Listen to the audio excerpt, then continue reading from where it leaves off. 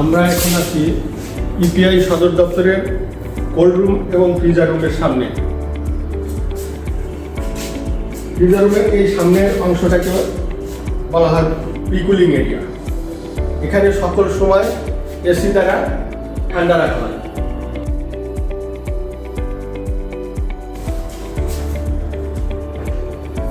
এখন আমরা কোল্ড রুমের সামনে অংশ দেখব।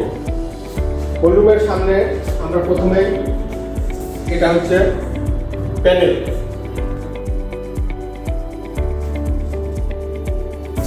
আমরা এখন আছি কোল্ড রুমের সামনে। কোল্ড রুমের বৈশিষ্ট্য হলো এর তাপমাত্রা +2 ডিগ্রি থেকে +8 ডিগ্রি সেন্টিগ্রেডের মধ্যে রাখা হয় এবং সেখানে ভ্যাকসিন সংরক্ষণ করা হয়। দরজা খুলেই আমরা যে পর্দাটা দেখতে পাচ্ছি এটা হচ্ছে এয়ার কার্টেন। এর কাজ হলো ভিতরের ঠান্ডা বাতাস যেন বাহিরে না আসে আর বাহিরের গরম বাতাস যেন ভিতরে না প্রবেশ করতে পারে।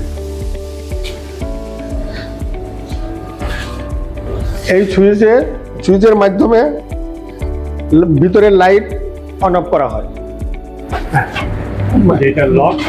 এইটা হচ্ছে লক।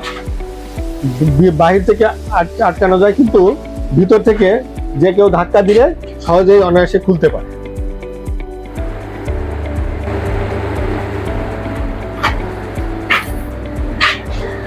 এবার আমরা কোল্ড রুমের ভিতরের অংশ দেখব।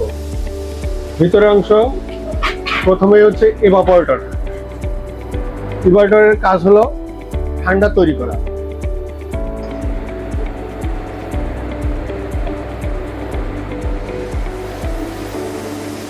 এখানে দুইটা ইভাপোরেটর, একটা স্ট্যান্ড বাই আর একটা যদি নষ্ট হয় তাহলে আরেকটা তাৎক্ষণিক চালানোর জন্য।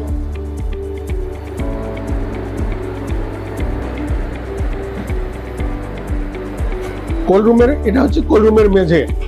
কোল্ড রুমের মেঝেতে রয়েছে চেকার প্লেট, যাতে কেউ সহজে পিচ্ছিল না যায়। এবং দরজার বাহিরে আছে ভিতরের লাইটের সুইচ। এই তাপমাত্রা আর টিএমডির মাধ্যমে দিন-রাত 24 ঘন্টায় কর্নারে 4টা সেন্সর দেখা যাচ্ছে।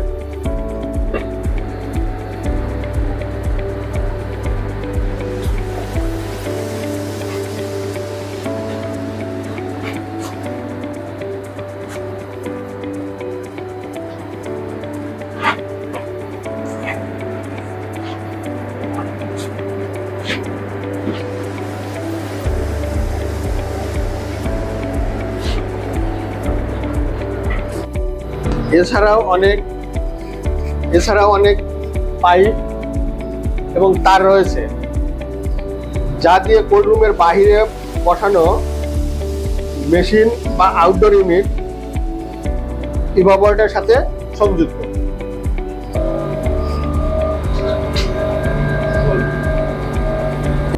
নিয়মিত পরিষ্কার পরিচ্ছন্ন করা এটা আমাদের দায়িত্বের মধ্যে পড়ে, এবং করলে মেশিনগুলো ভালো থাকবে।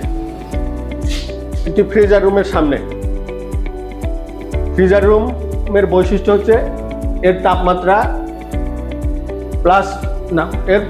-15 ডিগ্রি থেকে -25 ডিগ্রি সেলসিয়াসের মধ্যে সংরক্ষণ করা হয়, এবং এর পুরুত্ব, ওয়ালের পুরুত্ব 6 ইঞ্চি।